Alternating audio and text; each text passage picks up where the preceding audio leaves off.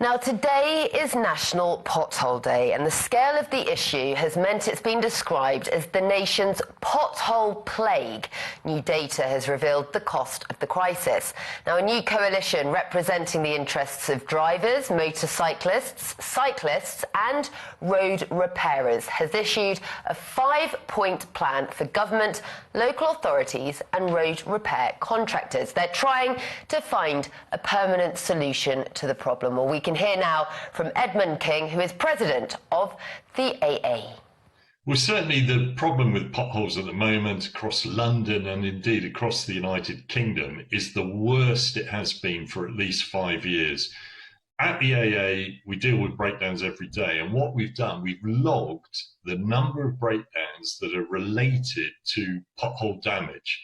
And the figures for last year are astonishing, some 630,000 incidents where the AA was called out.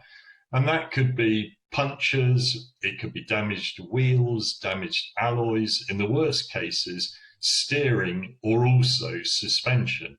So in terms of that, it's a major, major problem. But in terms of London, it's actually even more serious for some road users, because obviously in London, we've got more cyclists, we've got more motorcyclists. And whereas a pothole can damage a car, in terms of cyclists or motorcyclists, it could actually damage the individuals.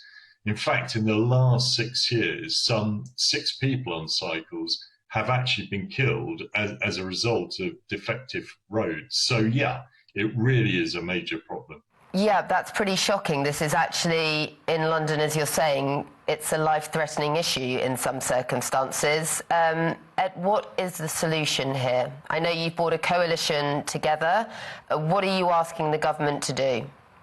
Well, because potholes is an issue that affects so many road users, we've pulled together this pothole partnership, and it includes British Cycling, it includes the National Motorcyclist Council, and also the road machine repairer JCB. And what we're saying to government, both nationally and indeed across London and the South East, is that what we really need is more permanent solutions. What we often find is that local council will go out, will patch up the pothole, and then a month or 2 months later, that pothole reappears. But there is technology that can help us here. There's a machine called the Pothole Pro that can actually fill a pothole in about 8 minutes.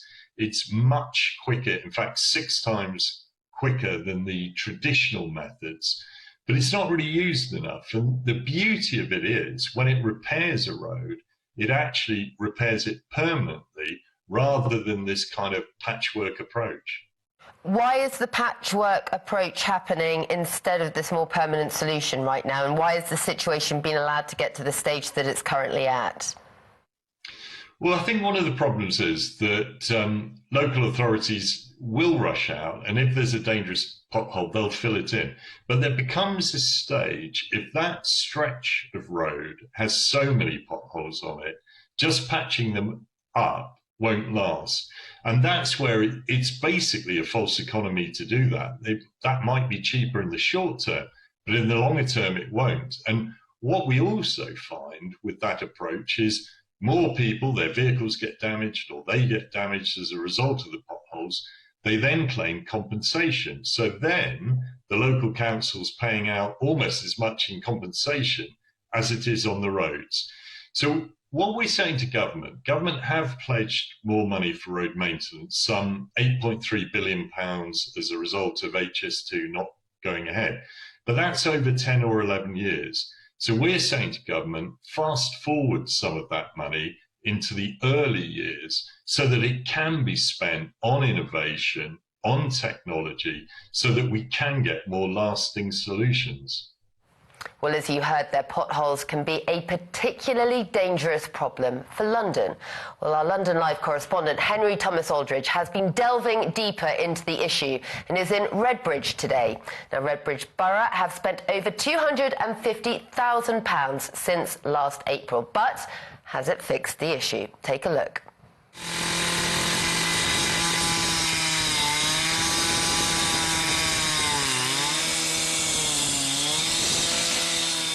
Potholes, the scourge of motorists and cyclists across Britain. Well, in London, it's exactly the same, with local councils forking out hundreds and thousands of pounds year in, year out. Now, I'm here in East London for National Pothole Day in Redbridge to see and hear about how the council are working to deal with the issue of potholes across the borough.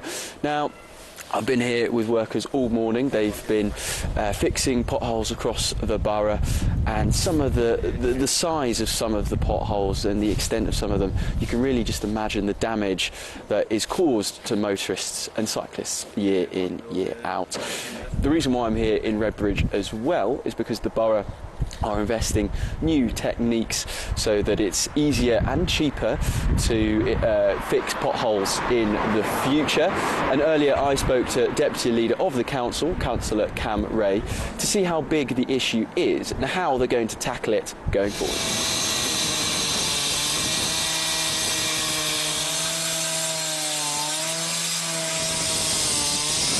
So today's National Pothole Day, and it's about highlighting the work of local councils across the country on what they're doing to keep their roads safe and to keep our roads clear of potholes. Our roads are in pretty good condition. In the last year, we've repaired 10,000 potholes across the whole of our borough. It's a constant battle because as the weather changes, more will appear, and therefore we need our local residents to report them as they see them so we can get out there and repair them.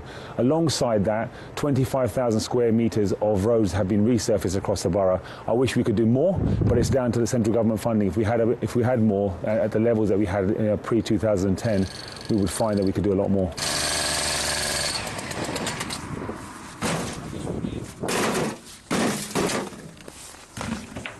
I mean, it's important because everyone's impacted. You know, whether you're a pedestrian, cyclist, whether you're driving, you all see the state of your roads in front of you. And I think potholes are just symptomatic of where we are with 14 years of cuts to local government funding. It means roads aren't being resurfaced at the same regularity that they were in the past.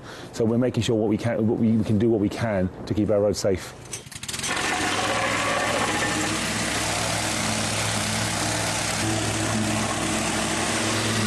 We're constantly asking our officers to look for more cost-efficient ways of repairing our roads to make sure that we can do it a lot quicker. So over the last year, we've used a machine that's called an injection patcher. When the weather's right, it can repair up to 120 potholes in a day. So it's a lot quicker in terms of the work that it does. It's a lot lower cost for us as a local authority as well, and it means that our roads are kept safer quicker. I mean, obviously they're important because people don't want damage to their vehicles if they're very severe potholes. But I think more importantly, it's around people like cyclists. You know, for example, you know, the smallest of potholes can mean that they can come off their bike. So it's important to me that we keep our roads as safe as possible.